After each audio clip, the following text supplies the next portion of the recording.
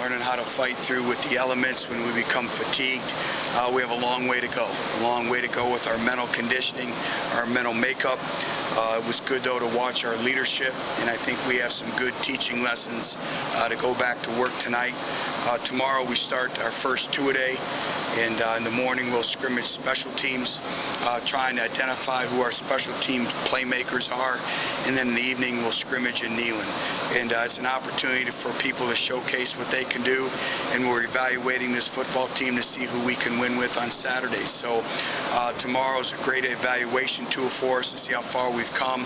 I'm looking forward to it because there'll be no coaches on the field. So we'll see their retention.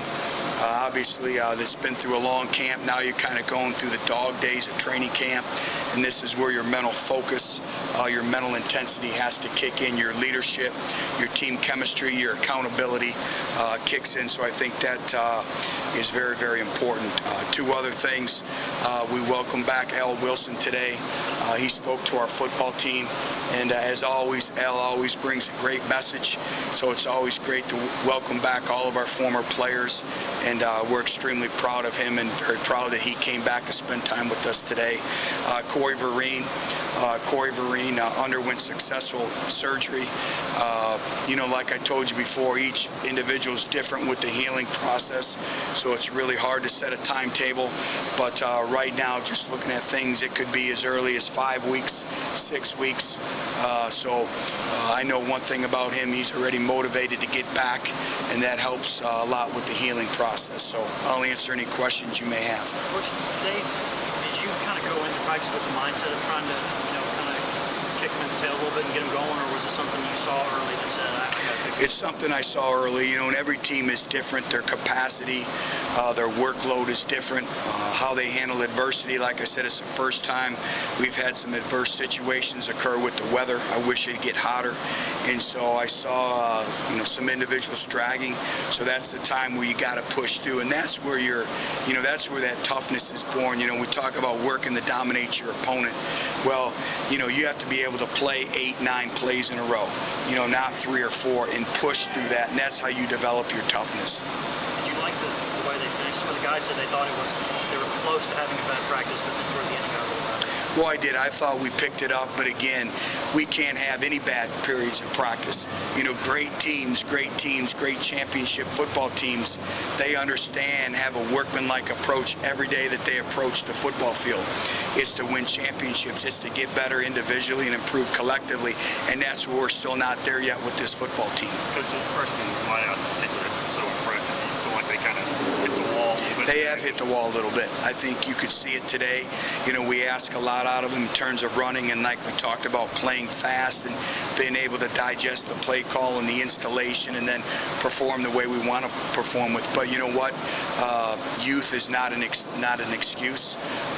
They're very talented, and we have to continue to push them, which Coach Zani does a great job, and he'll have them ready. But again, it's them understanding the tempo that we want to play with, and we're going to need all freshmen.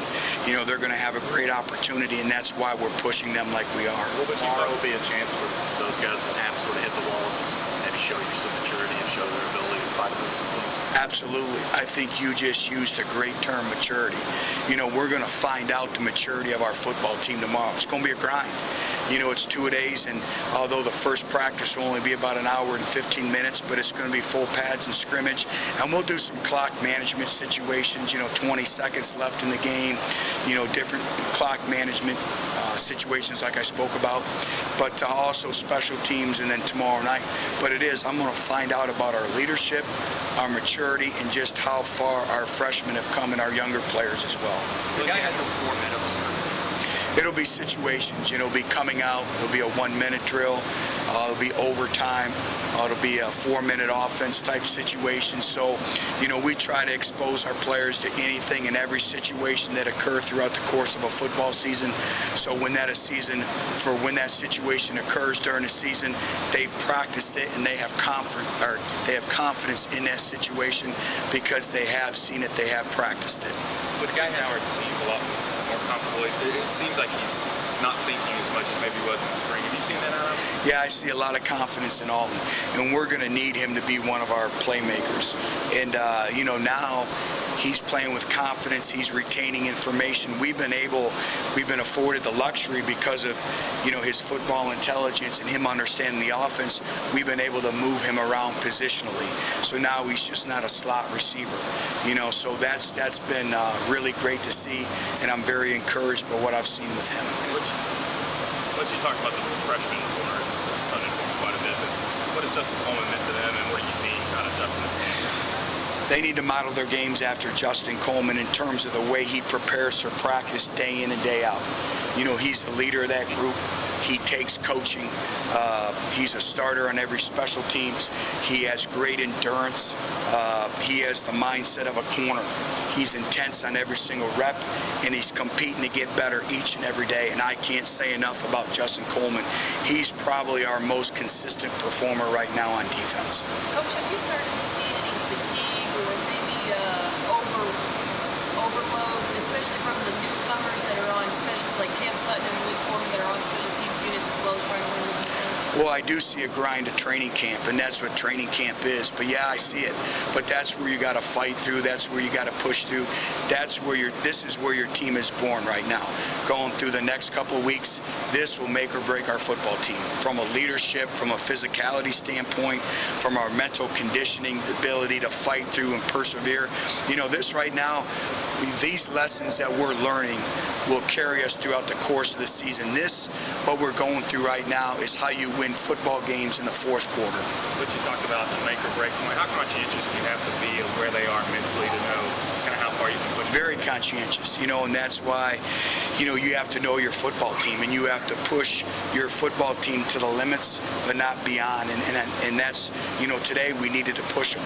But I tell you what, I've said it, and I'll continue to say it. This group is comprised of very prideful individuals. They understand. And the thing we have to do is take that emotional part of them out of them and build passion and consistency. I don't like emotional football teams because emotional people are up and down in a consistency factor. We have to be a team that just goes to work every day, and we're building that process, and I see us getting better each and every day. But you talk so much about consistency, and when you maybe don't see it from the senior, is that sort of like you jumped on Daniel? Sure. Is that kind of light diffuse? Sure. It's our job to teach them. Those are teaching opportunities, and our standard and expectations are never going to change here. They're not going to waver. Those are championship expectations, what it takes. And Daniel Hood is a very prideful individual. And sometimes, I may motivate somebody and call them out, but I'm really motivating somebody else. So there's all that goes into it. And, to whom much is given, much is required. And that's what we talk to our football team about all the time. And there is something to be said about being a senior in our football program. It's a standard and it's an expectation. Is Justin living up to your expectations right now? Seems to be a guy that's kind of up and down. Well, I think Jason's one of those individuals who, again, it's just consistency in performance. And he's still learning, and he missed a lot of last year, the first spring ball that he went through. So, he's still learning.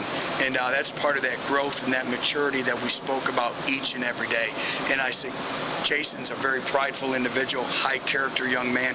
We just have to continue to coach and develop him.